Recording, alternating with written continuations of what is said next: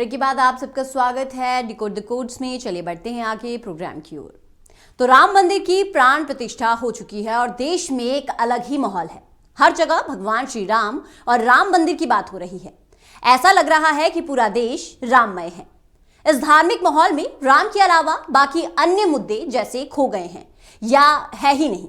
चाहे बात राजनीति की हो या फिर आर्थिक की, चाहे सामाजिक हो या फिर सांस्कृतिक विमर्श, बिना राम और राम मंदिर के कोई भी चर्चा पूरी नहीं हो रही है।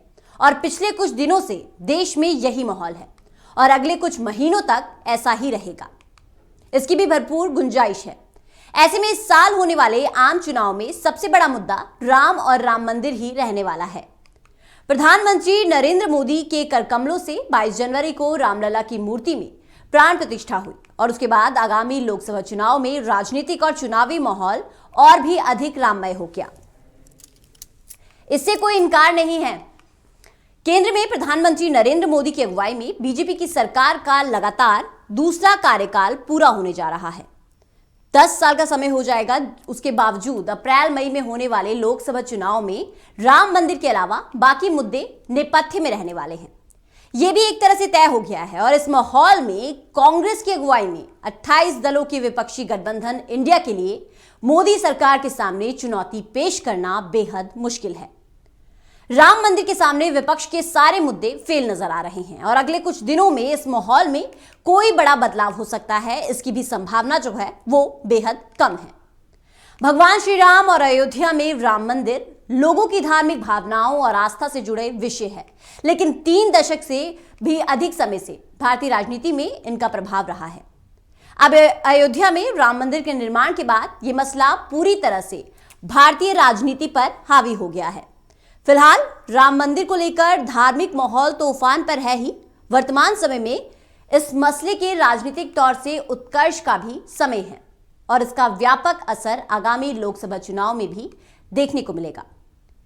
राम और राम मंदिर से जुड़ी भावनाओं का राजनीतिकरण कोई नई बात नहीं है। पिछली सदी में 80 के दशक में ही इस प्रक्रिया में उबाल आना शुरू हो गया था। धार्मिक भावनाओं का धार्मिक उन्माद में तब्दीली ही इसके राजनीतिकरण का सबसे बड़ा उदाहरण है, जो फिलहाल अपने चरमोत्कर्ष पर है। इसके तहत बीजेपी की राजनीति को चमकने का खूब मौका भी मिला है। इससे शायद ही किसी को इनकार हो। और इस मसले को राजनीतिक मोड़ देने का काम भारतीय जनता पार्टी ने ही 80 के दशक में किया था। उसका लाभ भी पार्टी को अतीत में मिलता रहा है, लेकिन अभी उस राजनीतिकरण की प्रक्रिया का सर्वोच्च लाभ बीजेपी को मिलना भी बाकी है, जो शायद इस बार के लोकसभा चुनाव में पूरा होते दिख सकता है। बीजेपी 2014 के लोकसभा चुनाव में बड़ी जीत हासिल करती है। उसे 2019 के लोकसभा चुनाव में उससे भी बड़ी जीत मिलती है।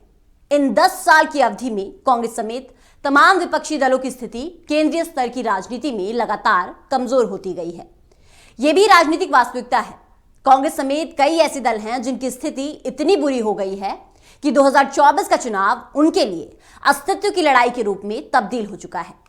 शायद यही सबसे बड़ा कारण था कि पिछले साल जुलाई में विपक्षी गठबंधन इंडिया की नींव पड़ती है और इसमें कागजी तौर पर फिलहाल कांग्रेस समेत 28 दल शामिल हैं।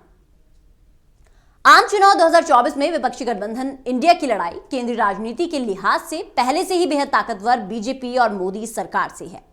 कांग्रेस समेत 28 दल एक गठबंधन के तले कागजी तौर से एक साथ हो गए हैं, लेकिन इस गठबंधन के सामने 2 चुनौतियां हैं।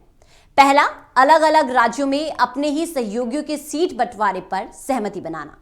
गठबंधन में शामिल दलों के निजी हितों के मद्देनजर यह अपने आप में बेहद कठिन काम है, लेकिन राम मंदिर के सामने विपक्ष के पास मुद्दों का अकाल पड़ गया है। देखिए, विपक्षी गठबंधन इंडिया के सामने इससे भी बड़ी एक चुनौती है। वो चुनौती है मोदी सरकार और बीजेपी के खिलाफ माहौल बनाने और मुद्दे गढ़ने से संबंधित।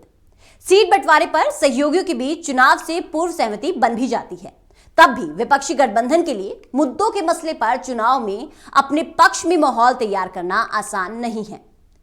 अब राम मंदिर को लेकर देश के आम लोगों में जिस तरह का धार्मिक के साथ ही राजनीतिक माहौल बन गया है, उसको देखते हुए विपक्ष के लिए मोदी सरकार के खिलाफ मुद्दे तैयार करना आसान नहीं रह गया है।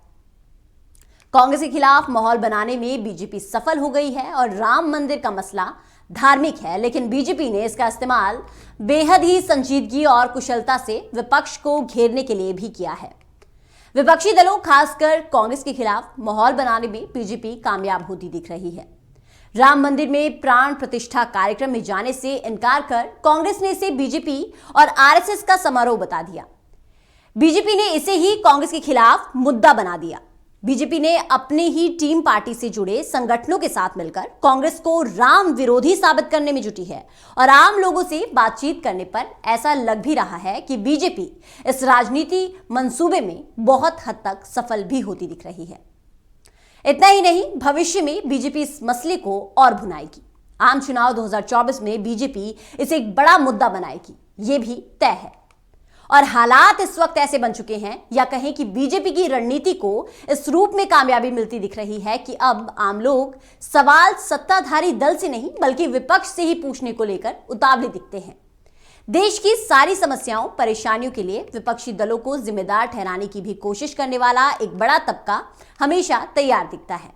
ऐसे में इतना तो तय है कि आम चुनाव 2024 में राम मंदिर के सामने बाकी मुद्दों का महत्व बेहद कम होगा और इसका सीधा लाभ बीजेपी को ही मिलेगा।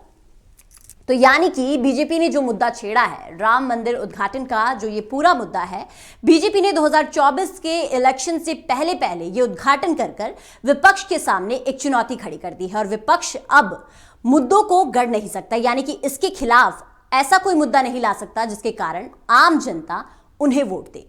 तो देखना होगा 2024 के इलेक्शन में ही कि क्या बीजेपी को इस मुद्दे का फायदा मिलेगा या फिर विपक्षी गठबंधन कोई नया मुद्दा लेकर सामने आएगा।